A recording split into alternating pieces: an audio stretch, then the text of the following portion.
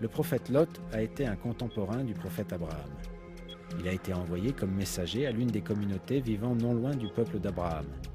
Au sein de cette communauté, comme nous le dit le Coran, régnait une perversion inconnue au monde jusqu'alors, à savoir l'homosexualité.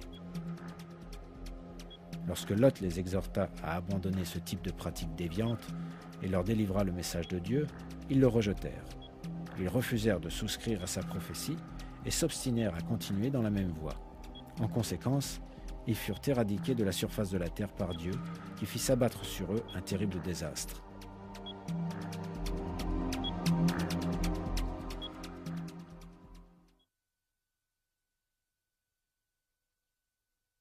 Et souviens-toi de Lot lorsqu'il dit à son peuple : « Commettez-vous des turpitudes que nul à travers les mondes n'a commises avant vous ?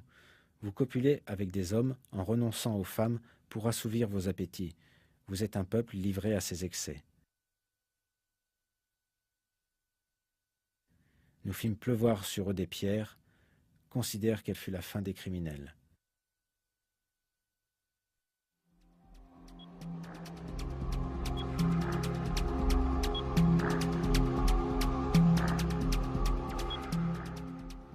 La cité où vivait le prophète Lot et qui fut détruite par la suite a été découverte récemment lors des fouilles archéologiques.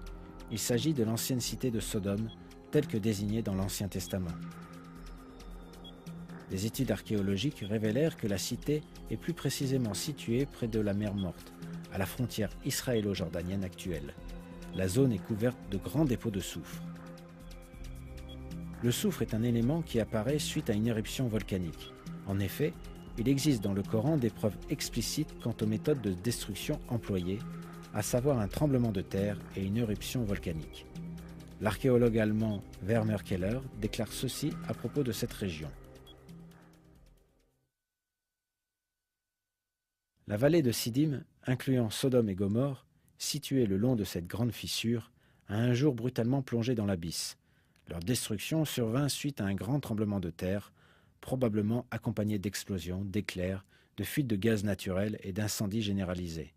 Dans la haute vallée jordanienne, près de Bashan, il existe encore d'énormes cratères de volcans éteints. De grandes coulées de lave ainsi que d'épaisses couches de basalte ont été déposées à la surface du calcaire.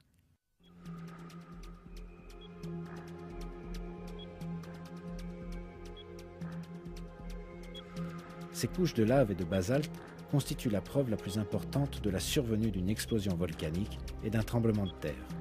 Dans tous les cas, le lac Lot, connu aussi sous le nom de mer Morte, se situe au-dessus d'une zone à activité sismique, en d'autres mots, une zone sismique.